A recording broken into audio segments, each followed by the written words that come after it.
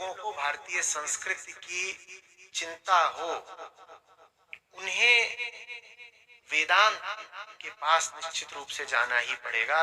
और अगर तुम नहीं जाओगे वेदांत के पास, तो जिसको तुम भारतीय संस्कृति कहते हो, इसका भविष्य कोई बहुत उजला नहीं दिख रहा है।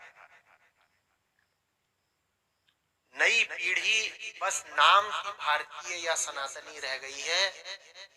नई पीढ़ी करीब करीब पूरे तरीके से छोड़ चुकी है धर्म को, देश को, अध्यात्म को और संस्कृति को। और वजह उसकी यही है,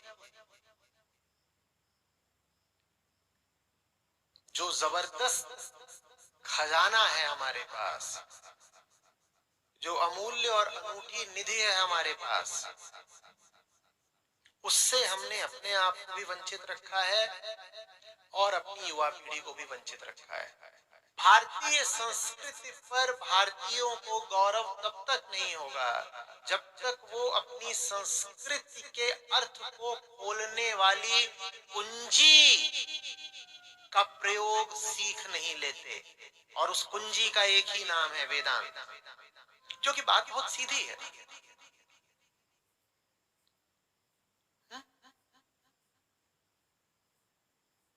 मुक्तका उपनिषद है, उसमें राम ही कह रहे हैं, एक उपनिषद को कोई पढ़ ले उतर जाएगा। अच्छा, एक में काम नहीं होता, चलो 10 या 11 प्रमुख उपनिषद है, उनको पढ़ लो। अच्छा, उनसे भी काम नहीं होता तो लो मैं सूची दे देता हूँ 108 उपनिषदों की, इनको पढ़ लो। हर वो व्यक्ति जिसे भारत से प्रेम हो, हर वो व्यक्ति जो भारतीय संस्कृति की दुर्दशा देखकर दुखी हो, उसे वेदांत की ओर जाना ही होगा। कोई वजह होगी ना कि भारतीय संस्कृति को वैदिक संस्कृति कहा गया, कोई वजह तो होगी।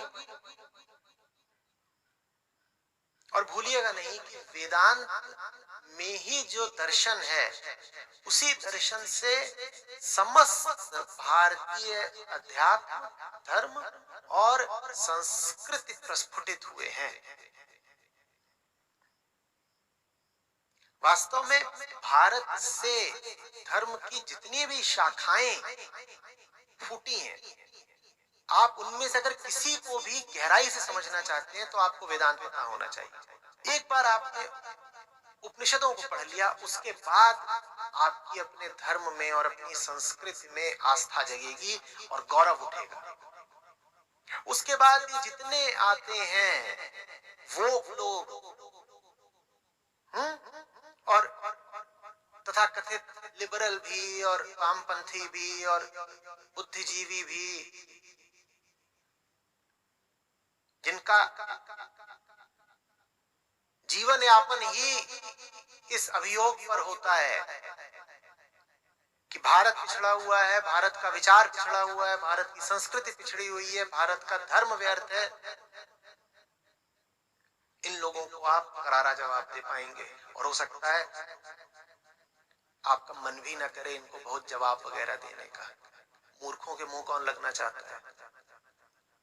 लेकिन फिर आपके मन में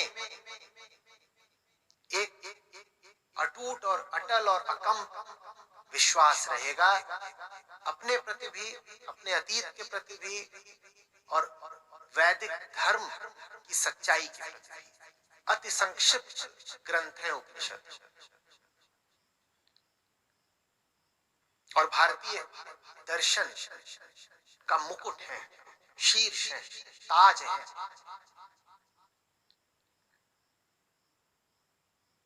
और दुनिया भर में जिन भी लोगों ने विचार की गहराइयों को छुआ है और दर्शन के समुद्र में गोते लगाए हैं, उन्होंने सबने उपनिषदों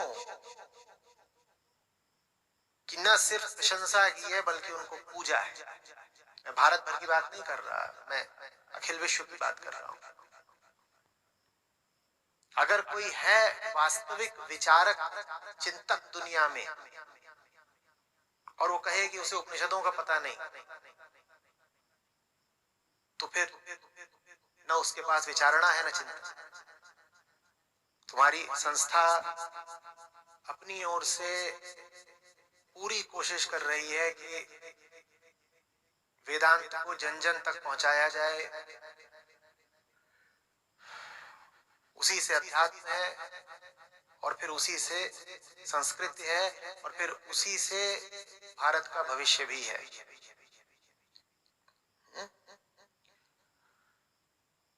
तो जितना प्रयास हम कर सकते हैं हम कर रहे हैं। अगर तुम वाकई भारतीय संस्कृति को लेकर चिंतित हो तो आओ, साथ जुड़ो, सहायता करो।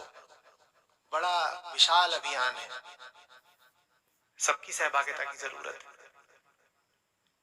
आज तो स्थिति उल्टी है। जो लोग भारतीय संस्कृति पर इल्जाम और अभियोग लगाते हैं वो आत्मविश्वास से भरे हुए हैं और आम भारतीय अपनी ही संस्कृति को लेकर शंकित है, डरा हुआ है और अपनी संस्कृति को अपनी अगली पीढ़ी को सौंप भी नहीं पा रहा ठीक से।